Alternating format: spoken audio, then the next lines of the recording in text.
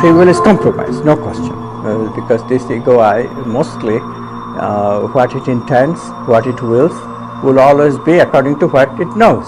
It's based on the known. So it's not really free, it's constrained by the known. Freedom is freedom to choose the unknown. But how do you choose the unknown? It's quite simple actually when you think about it, because choosing the unknown means say no to the known. That's the first step. But then begins the arduous journey, which we call the creative journey. It's a process. It consists of asking a question, it consists of preparation, it consists of just sitting on the preparation so that the quantum possibilities can grow. And more possibilities you have to choose from, the more is your chance of finding the unknown answer to the question. And so eventually you have a quantum leap to the unknown. It's always a quantum leap because you are identified with this very local, very individual consciousness.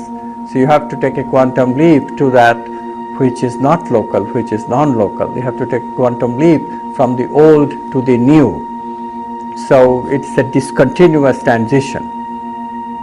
When electrons jump from one orbit of the atom to another, it does not go through the intermediate space. This is what we call quantum leap.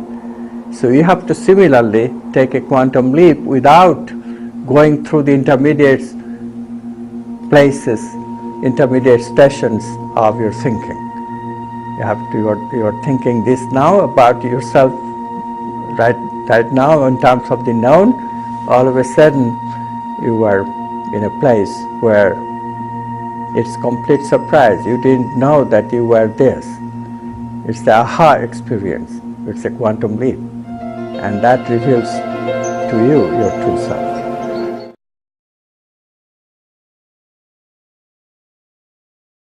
Quantum physics is changing our worldview. Right now the worldview is scientific materialism, which says everything is matter. Everything is material interactions. Quantum physics is saying that objects are possibilities for consciousness to choose from. So this brings consciousness into the arena, and when you are finished making a logical science based on the idea of consciousness, you find that consciousness is the ground of all being, not matter.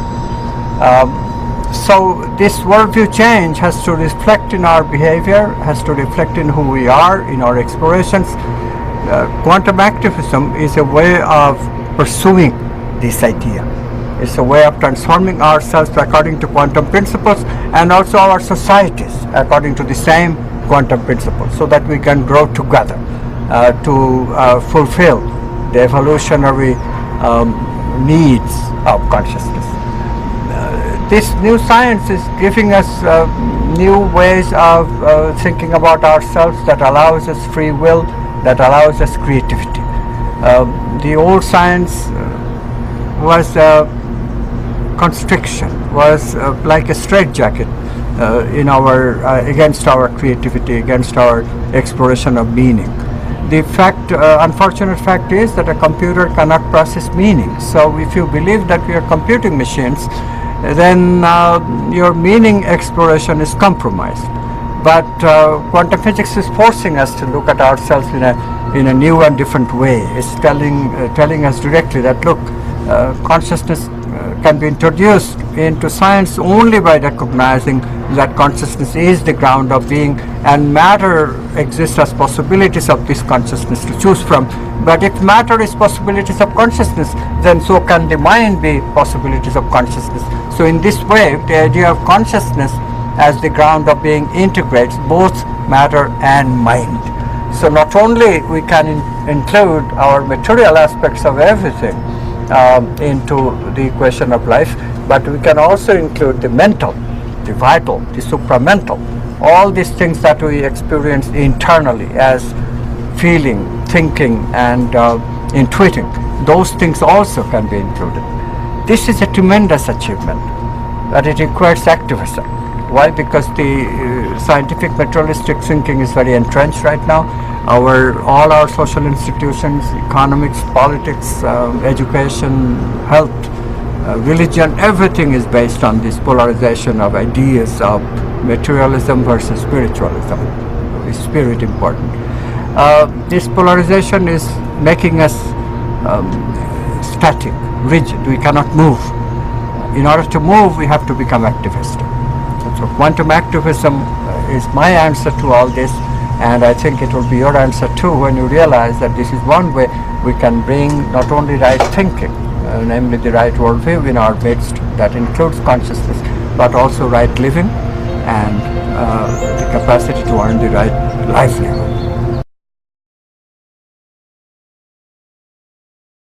How does quantum activism apply to education? Education is the basic. Education is the basic because that's how we grow people to adulthood.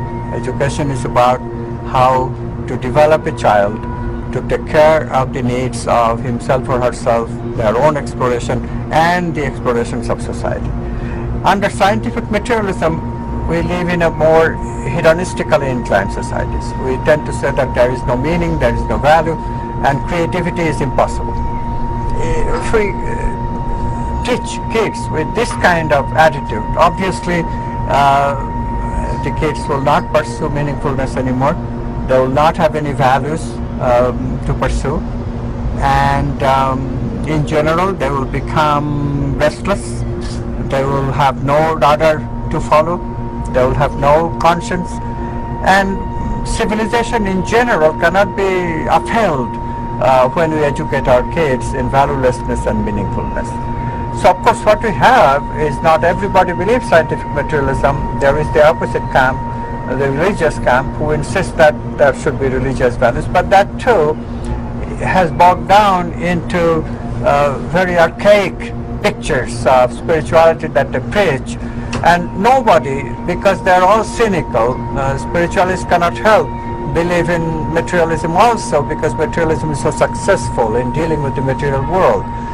And likewise, materialists know that their view of the world is very one-sided, and they feel spirituality, they intuit meaning, and so everything is cynical. Nobody understands why meaning and value and happiness, these things continue to be important to us, except nobody knows how to include them in their worldview, in their life, in their practices, in their social systems. This is where quantum activism has to come in. Quantum activism has to establish clarity. Education is now entirely confused. Instead, quantum activism has to come and say that, look, we have to change ourselves and the society together. We have to work our talk. Otherwise, we cannot teach kids.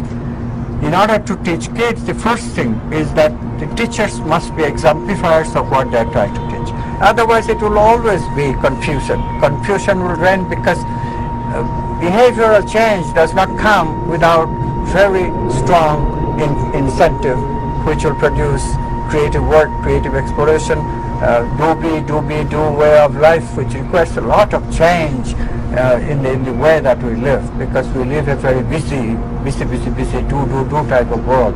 But it's this combination of spirituality and science, the bringing creativity and conditioning together, requires a relaxed kind of focused doing.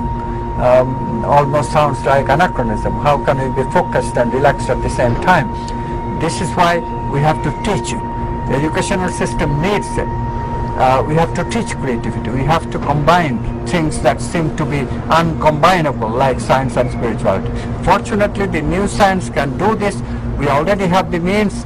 We just have to use it in educational system. We have to use it with intention. We have to use it with relaxed focus. And then we will change ourselves and change the world and the kids with us, so that the next generation gets the full benefit of the new paradigm shift.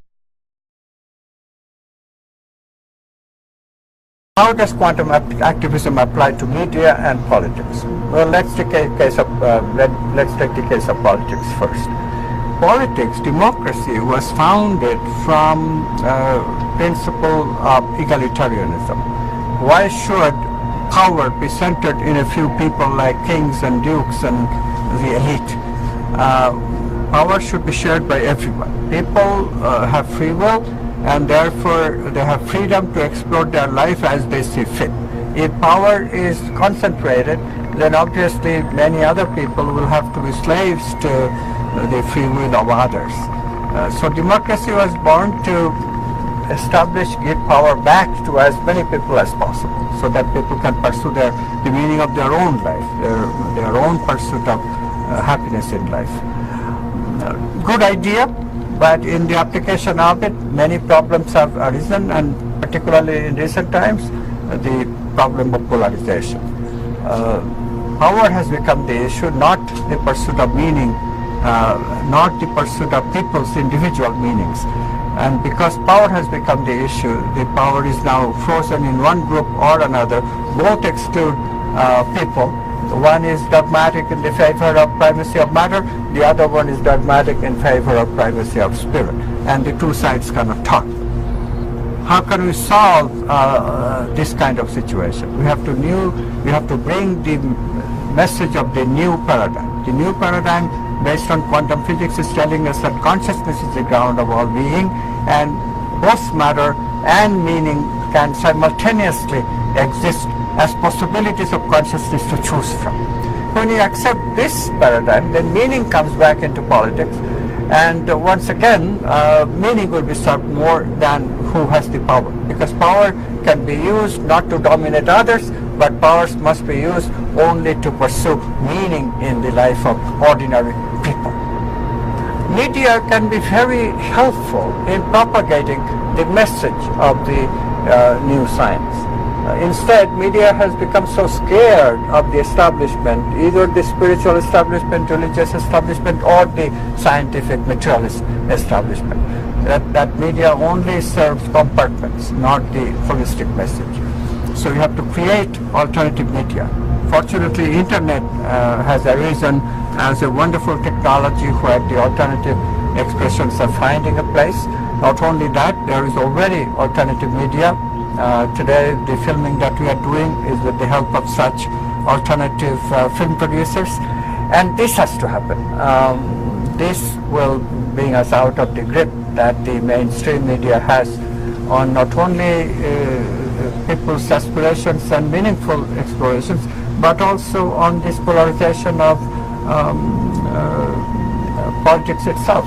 Because what the media does is that media always plays both sides, always plays this side and that side, so there is no absolutes in the media anymore. There is no truth anymore. Everything can be true and everything can be played with fact-free science and fact-free everything.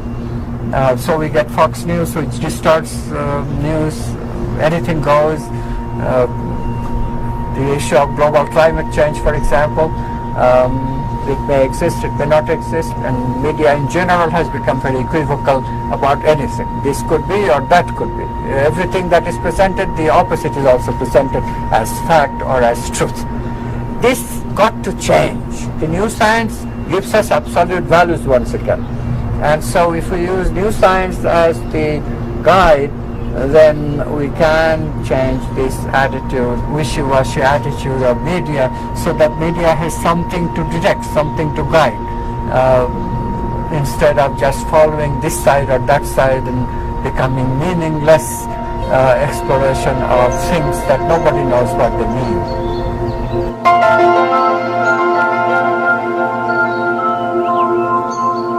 How can quantum activism help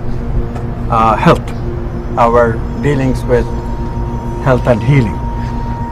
This is a very important question for the very simple reason that the healthcare costs are going up and up and up in almost every country of the world. And the reason for that is new diagnostic techniques and of course new drugs. Pharmaceuticals research these drugs and they say that it's very costly to develop this research, and then the cost of service, insurance industry, the way doctors have to deal with insurance, which emphasizes quantity, not the quality of healing. So these are the usual reasons that are given. But there is a more succinct reason that cannot even be addressed within the philosophy of scientific materialism, which is the problem. And this is of course why we have to do quantum activism, because the worldview has to change.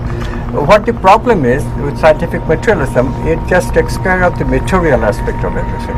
Now, health and healing does have a very pressing material aspect. We do have a physical body, and it is at the physical body level that we become aware of symptoms. But there is another way of looking at something, that even before we become aware of the symptoms, because we have other internal bodies, like the vital body, the mental, supramental, and the whole body that we call consciousness. Maybe the reason that the physical body is not behaving properly, or we have pain, is because these other bodies have developed some problems too, because we are not paying attention to them. This is the idea that variously has led to vital body medicinal practices and mind-body medicine practices, which of course materialist scientists, allopathic doctors, they fight tooth and nail because they don't believe in anything subtle. They don't give these things credibility. So this has caused a huge problem in society that can only be solved by activism. We have to insist that, look, this vital body, mental body, supramental body, and their role in health and healing are extremely important. The fact is that alternative energy practitioners, alternative healing practitioners in the by the name of Ayurveda, which is the traditional Indian medicine, then TCM, traditional Chinese medicine, acupuncture is part of it, mind-body medicine, which has been developed in the West recently, homeopathy. These are very accepted ways of healing. They are very effective when they are used properly in the proper context and the proper intention. It is just undeniable that alternative medicine can complement the healing that goes on with allopathic medicine.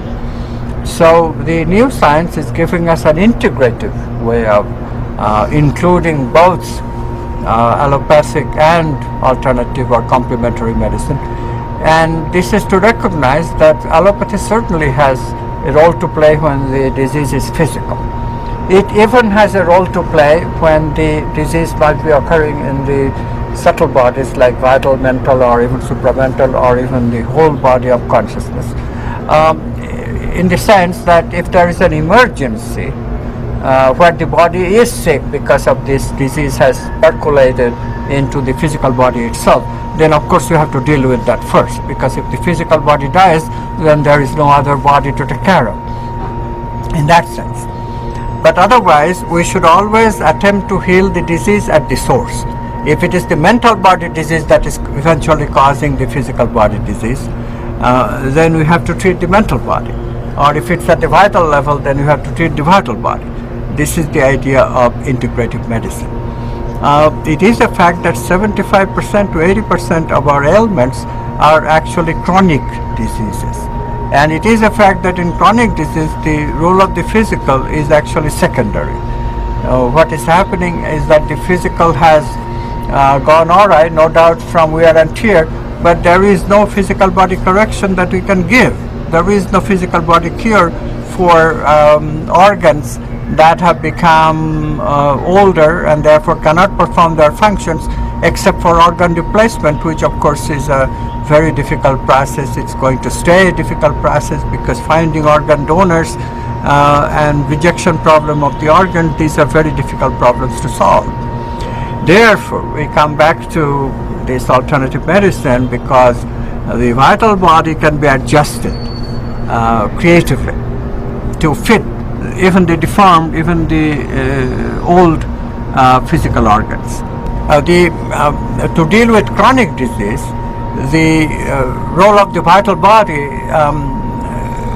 healing is much more important, because the physical body just cannot be healed very easily except for organ replacement. But the vital body that is correlated with the physical can be adjusted to fit the old physical organs, the worn down physical organ. This is the idea that the vital body practitioner uses. He or she changes the vital body in subtle ways through medicine or through acupuncture or even through hands-on or hands-off healing, where the vital energy is injected directly to the patient. These methods are very cheap. This is the best part of it. And these methods are not damaging eventually. They don't have any side effect. The problem with allopathic medicine to deal with chronic disease is that the side effects sometimes are overwhelming. People become sick while addressing the issue of pain from these chronic ailments like arthritis. So one should pay attention here that the new medicine, new integrative medicine really can be used very effectively to deal with medical costs. The other thing that alternative medicine does, or the integrative medicine does, is to bring the subject of personal responsibility into the picture of healing. We have much that we can do ourselves in the way of preventive medicine. If we follow a lifestyle which gives us the proper nutrition of not only the physical but the vital, mental and supramental and the whole body, then we won't get sick in the first place. The physical organs would not deteriorate so fast in the first place, because that's what taking care of these organs does to some extent. It prevents aging. So that is a very important component, and as we learn to be more creative, we can even use our creativity for healing ourselves through a process that is called quantum healing. There are plenty of evidence today that there have been spontaneous healing of people without any medical intervention whatsoever. Deepak Chopra has called this quantum healing, and we can learn it. We can all practice it with the same kind of creative process that creatives use to create great art and great sciences. We can now use it for great healing. For example, healing of incurable cancer, terminal cancer. So in this way, the prospect of the new integrative medicine is enormous, but we have to use quantum activism to instill it in our society.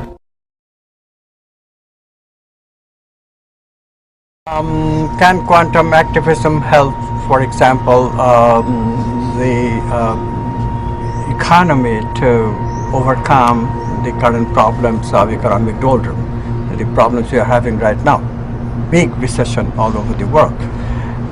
This kind of question we have to answer before we can address this issue of can we reshape our systems to earn livelihood in meaningful pursuits.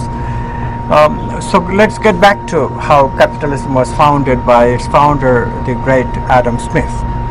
Adam Smith recognized that there are human needs and there are people who like to produce things that satisfy those needs. This matching of production and consumption needs, if left to the invisible hands of the free market, quote unquote, said Adam Smith, can produce an equilibrium in such a way that prices will follow, and also the allocation of resources will follow in such a way that an equilibrium exists in the economy. And this borne out to be true, except for one thing. There were always these recessions and heating up of the economy, which is called inflation, so something that is usually known as the boom and bust cycle, or if you want to be more technical, it's called the business cycle. Now, currently we are sadly aware of the fact that this problem of business cycle is producing havoc.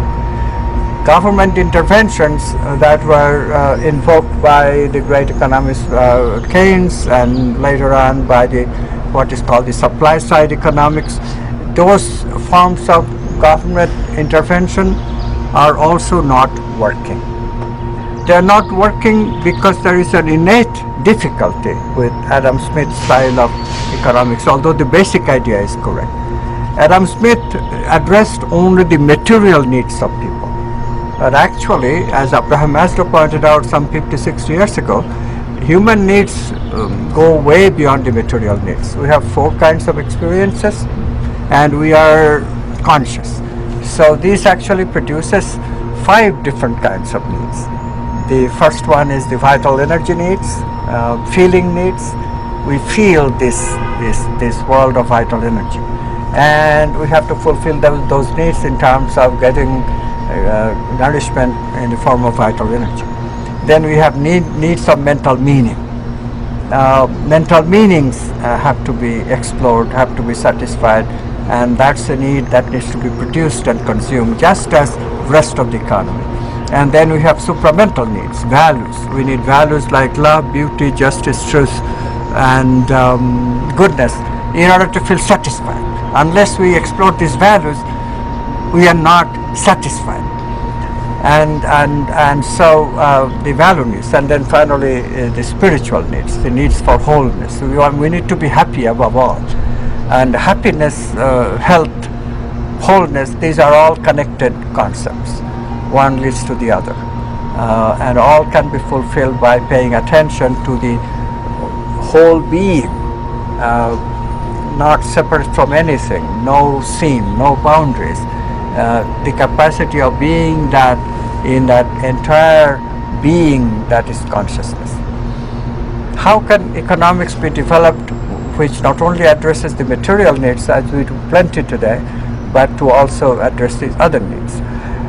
This is the idea of spiritual economics. So it begins with the production of the simplest of all this subtle economy to produce vital energies. The technology of vital energy is the biggest technological news if you are open to it.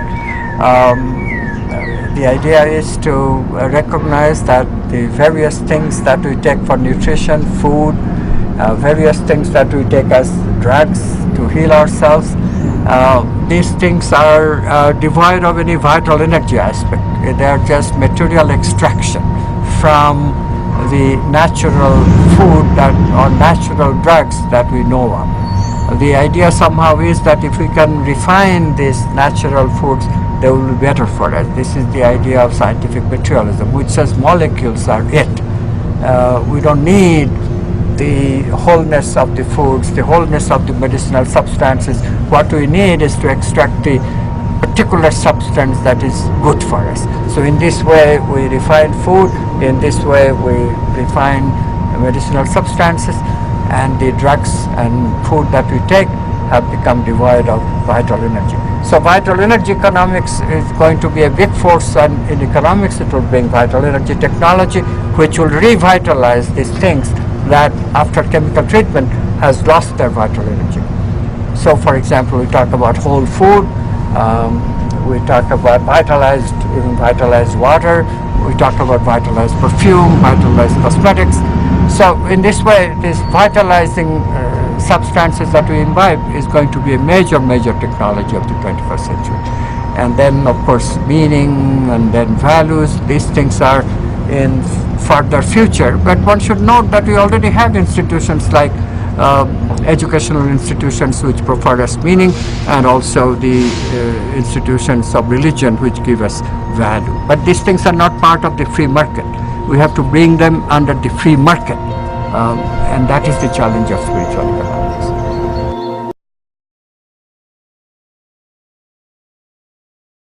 What should quantum activism do in connection with religion and spirituality? There is also an associated question, because we, in a sense, the new paradigm based on quantum physics and the primacy of consciousness has integrated science and spirituality. This brings up the question, in view of the fact that spirituality is scientific, do we even need religions today, which used to in the olden days teach us spirituality?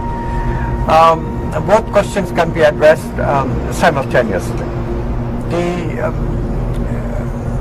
separation of church and state that democracy indeed accepts is the idea of secularism. We should keep church and state separate. It was very important in 18th and 19th century, where indeed one faction of religion could monopolize spiritual practices and spiritual explorations of all people.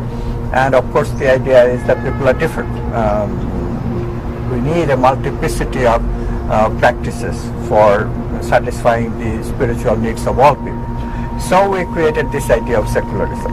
But eventually secularism itself became a barrier, because we cannot even teach things that are really spiritual and scientific, rather than religion and sectorial. Example is meditation. Example is prayer, which is non-sectarian.